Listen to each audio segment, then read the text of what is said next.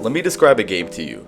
No story, no character arcs, no microtransactions, no season pass, no ads, no cinematic universe. Just cards and vibes, and one of the most addictive gameplay loops I've ever experienced. It's called Balatro, and on the surface, it looks like just another quirky roguelike with pixel art and poker mechanics. But it's not just another indie success story. Balatro is the anti-AAA game. Not because it's trying to rebel against the industry, but because it accidentally exposes everything wrong with it. And today, I want to talk about why. Also, I'm going to be uploading videos and streaming Balatro every single day, so if you could subscribe, that would be awesome. Back to the video. To understand what makes Balatro so special, you first have to look at what it isn't. Here's the current AAA formula in 2025. You launch at around $80 to $90, and it comes with the pre-order bonus for a game you haven't even played yet, has mandatory account logins, day one patches larger than the game itself, a battle pass that turns fun into a job, and content drip fed in seasons, even if the core loop isn't engaging.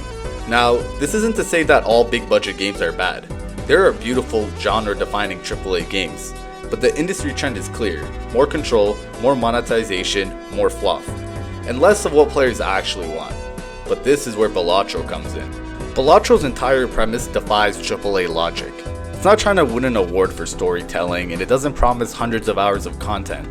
It just drops you in with some cards and some jokers and says, "Here, go figure it out." It's just a game, pure and simple, and yet it's more addictive than most AAA titles I've played in the last 5 years. Why? Because every system in Balatro respects the player. It doesn't come at you with a checklist of meaningless side quests, and there's no grinding for more resources just to unlock more stuff.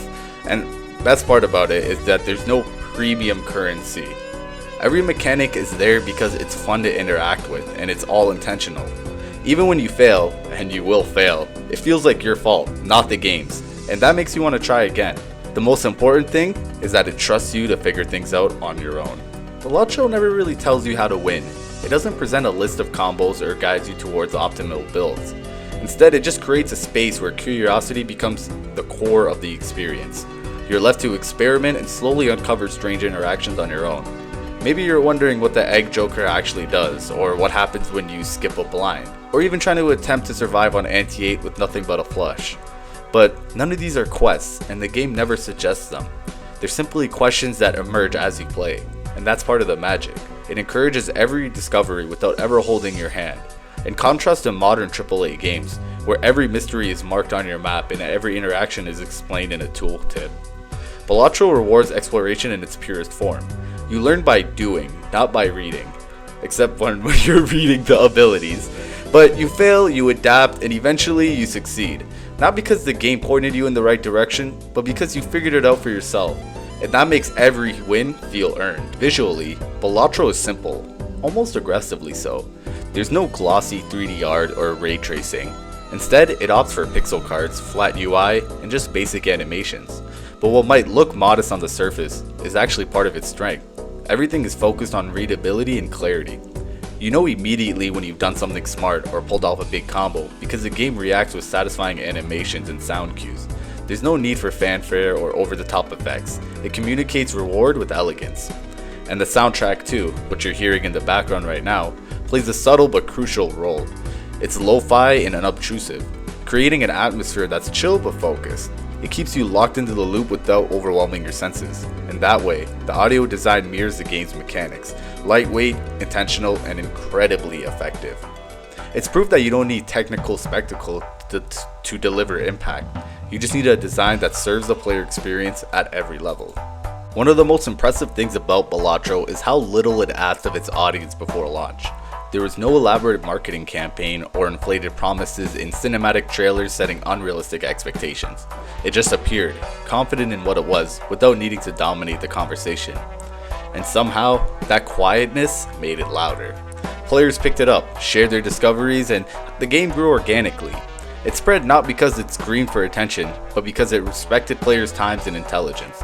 In an era of games built around FOMO and pressure to keep up with constant updates, Balatro invites you to play on your own terms. It doesn't manipulate your engagement, it earns it. And that's why this game is so important to the industry right now. Balatro isn't trying to be a statement piece. It accidentally becomes one by simply doing what so many games forget, trusting the player. doesn't overwhelm you with systems or stretch itself thin chasing trends. It sets clear boundaries and then explores them with surprising depth. And maybe that's why it's so refreshing. It reminds us that games don't need to be giant, expensive, or endlessly monetized to be meaningful. They just need to understand what makes them fun and deliver that with care. Now, Balatro isn't the future of gaming, but it is a sharp reminder of gaming's past and a quiet challenge to its present. It shows that sometimes going small is the boldest move of them all. That's the end of the video. If you'd like to subscribe, I'm going to be streaming every day. I'm going to be playing Balatro. I just want to stream and we'll have you guys watch. Thank you, bye.